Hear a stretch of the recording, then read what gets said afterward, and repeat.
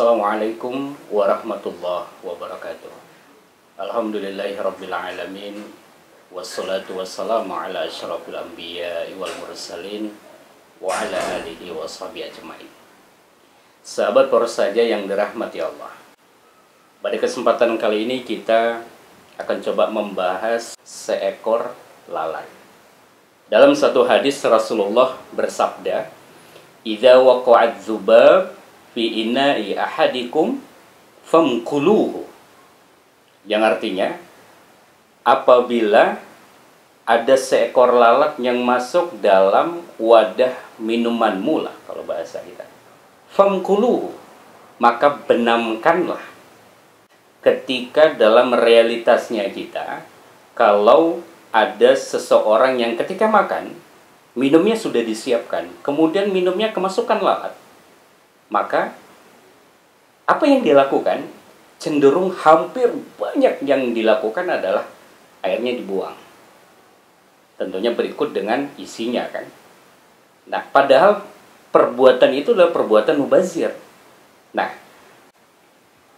satu contoh, ini ada minuman kita yang kita akan memakan makanan kita dan kita siapkan minumannya. Qadarullahnya, katakanlah ini adalah lalat yang kemudian masuk di dalam air minum kita, gelas kita. Rasul mengatakan, "Idza waqa'adz dzubab fi ina ahadikum famkuluh." Kalau ada lalat yang masuk ke dalam bejana atau minumanmu, maka benamkanlah. Nah, ini kaifiyahnya. Ini tata caranya. Tata caranya famkuluh tadi itu dibenamkan. Jadi dengan jari kita, lalat yang tadi mengapung di gelas minuman kita, itu kita benamkan. Semuanya masuk. Harus tubuhnya masuk. Ya, kita tenggelamkan semuanya. Karena penjelasannya dalam hadis ini, fa in fi ahadi janahan da wa fil akhir syifa. Karena di sebelah sayap lalat itu memang ada penyakitnya. Sayap sebelahnya lagi itu mengandung penawarnya. Jadi netral dia. Makanya Rasul mengatakan famkuluhu, maka benamkanlah, celupkanlah lalat tadi. Yang tidak boleh adalah ketika lalat tadi sudah masuk, kemudian dibenamkan memang, tapi diaduk caranya. Nah, itu salah. Jangan begitu. Tata caranya, ketika lalat masuk ke dalam air minum kita, maka kata Rasulullah, famkuluhu, maka benamkanlah lalat tadi. Nah, setelah dibenamkan, ini tata cara yang benar, lalat kemudian diambil, ya, dibuang, baru air minum itu bisa kita minum. Sahabat poros saja yang dirahmati Allah, ada sisi manfaat dari sisi medis, khususnya dari ilmu farmasinya, itu justru memberikan hasil manfaat bahwasanya ada obat ternyata dalam sayap lalat tersebut. Bahkan di barat itu mulai dikembangkan, dari lalat tadi itu bisa menyembuhkan penyakit mah. Dengan sayap lalat itu bahkan bisa menyembuhkan penyakit-penyakit tulang.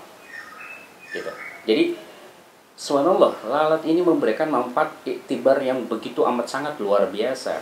Bahkan makanya, dengan kejadian lalat tadi masuk ke dalam minuman kita, itu memang tidak dibolehkan untuk dibuang. Karena lagi-lagi apa? Dibuang itu kan perbuatan mubazir. Ya. Mubazir itu lagi-lagi adalah perbuatan syaitan. Dan Rasul mencegah itu. Jangan sampai kita tanpa disadari mengikuti perilaku-perilaku sayyi'ah gitu. Perbuatan-perbuatan yang justru digandrungi oleh syaitan. Nah, dengan polarisasi atau kaifiyah, dengan menyelupkan lalat di air minum kita, itu justru ternyata apa? Kita terhindar dari perilaku syaitan. Kita terhindar dari penyakit-penyakit yang justru baik secara jasmani maupun rohani itu akan berkembang. Dan itu akan tercegah dengan cara apa? Yuk ikutinlah pola Rasulullah. Kan Allah juga sudah melegitimasi. Dalam Al-Quran dia katakan, wa ma atakumur rasul fakhudhuhu wa ma nahakum anhu fantahu. Kalau memang itu dari Rasulullah, ambil. Jangan lagi kita meragukan itu. Tapi kalau Rasulullah mencegahnya, maka jauhilah. Nah, idza waqa'a dzubab fi ina'i ahadikum famkuluh, ini adalah polarisasi, kaifiyah, tata cara ketika kejadian lalat masuk itu sudah diajarkan Rasulullah, dan jangan sampai kita meragukannya. Mudah-mudahan memberikan manfaat, iktibar bagi kita untuk bisa melakukan hal-hal yang terbaik dan terus terbaik, hasanat dan hasanat yang kita lakukan dari apapun yang kita lakukan dalam keseharian kita, yang insya Allah mengharap dan menggapai ridho dari Allah Subhanahu wa Ta'ala. Hadallahu wa iyyakum ajma'in. Assalamualaikum warahmatullahi wabarakatuh.